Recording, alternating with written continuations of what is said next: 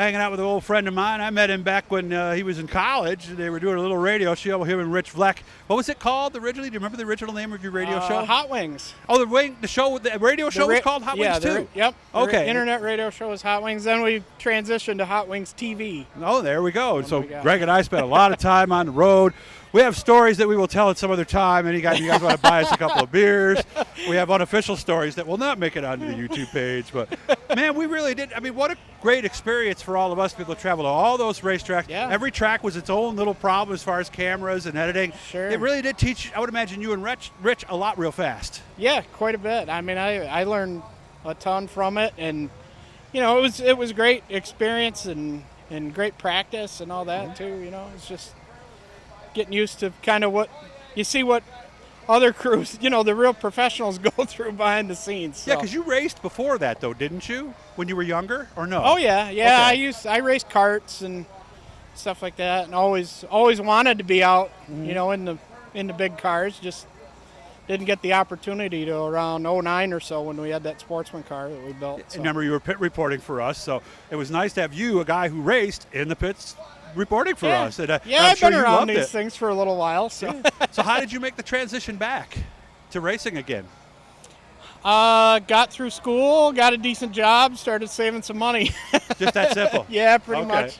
All yep, right. and building some stuff, accumulating parts and pieces, just putting it together. So yeah, because it's not a all-in-one thing. You don't just buy a team and a trailer and the tools and everything else you need. And the race car is really a small percentage of what you actually need. Right. Yeah, exactly. Yeah, of course there's the trailer, the tools, the shop.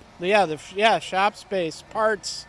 The pickup there's truck a lot or hauler to bring it here. The suit. You got a couple $1,000s tied up just in what you're wearing, too. Yeah, safety equipment, which has to be updated all the time. Yeah, too, yeah. The belts have to be updated. Of course, the weekly cost. How the heck is anybody even here, Greg? That's a really good question. Yeah, let alone win a race, right? Yeah, right. Come on, it's all the little things that can break on these stupid things sometimes. Yeah. Well, I think probably what a lot of people don't realize is, there's teams that have, backups and backups for their backups, and they've got that depth. There's the vast majority of us are, one bad night away from being out for, a few weeks or the rest of the year. Well, do you have a spare rear end? Or whatever. See, now that's one thing we don't have right now because that was, don't have that either. Spare engine. We do have that. have that. Okay. Okay. We have something we could use in a pinch. Yep. Got rims and tires. But yeah, we've got wheels and tires. Shock dyno? No. I already knew what the answer was. No shock dyno. No computer. No spring smasher. Yeah, no spring smasher. Nothing like that. You don't have a rack of 30 shocks sitting there ready for all the conditions that you might encounter. No, we do. We've got a lot of parts to revalve them. Oh, okay. So we have. It just takes us a little time. Yeah. It's probably not something where we're going to go through like during the night and change the whole car. But if we go, run the heat and we go, geez, it'd be nice if the left rear was a little different. We do have stuff we can pull it off. Different staggers you can and get. change the valving in a shock or something like that at the track and be able to do it. It just takes time, but there's resources there. Let's go back to a couple of weeks ago. I think it might have been the last week I was here before I blew out my back. You came to a stop at a front stretch and hopped out like you were on fire. What was going on? Well, I wasn't quite on fire yet. What had happened is on the restart, we had one of those little accordion deals where everybody kind of checks up and you're you tag 5 rows back tag bumpers and whatever. And I tapped the back of Zacharias, and the second I hit him, my car shut off. Oh. And I went, that's not good. Uh-oh. Yeah, and luckily there was maybe only one car behind me, so was able to get out of the way. Oh, so you pulled in immediately. And I was coasting to a stop, and as I was coasting, I start seeing smoke coming up in the cockpit, and then the smell of the smoke was like... Was it that electrical smell? Me. Or? Yeah, okay. Because what had happened was when I tapped him, the battery shifted. Oh. And the positive came in contact with the frame.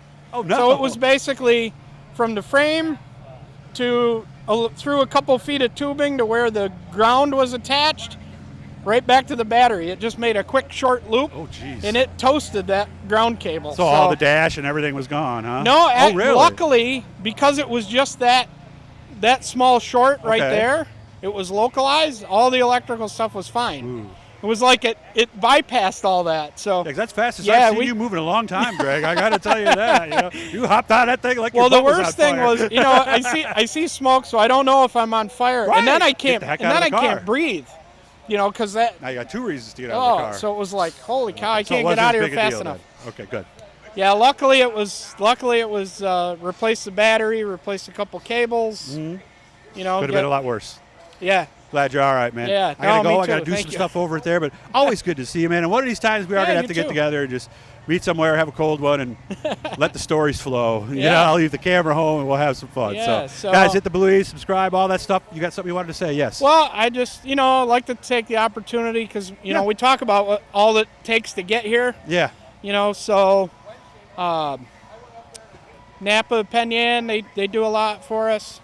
Walt Crooker and Crooker Excavating, helped out quite a bit with putting this new car together. This is a 1-year-old car, new to us. It's I haven't had equipment that's been perfectly right, kind of up to date for like 10 years now, and he was a big help in getting us doing that. And of course my dad, Scott, Paul, all these guys that help out here at the track and all that stuff. Can't thank them enough. Stu Shepard with Seneca Auto. Just a lot of people that put stuff in. TBM Brakes, Jason Smith at TBM helped out a lot lately, getting us sorted out with some issues we had there. So good job, man. Yeah. As always, you're Takes automatic. a village. Hit the bluey, guys. Subscribe. Have fun. Maybe I'll see you down trackside tonight. Sounds good. Thanks, Thank Doug. you.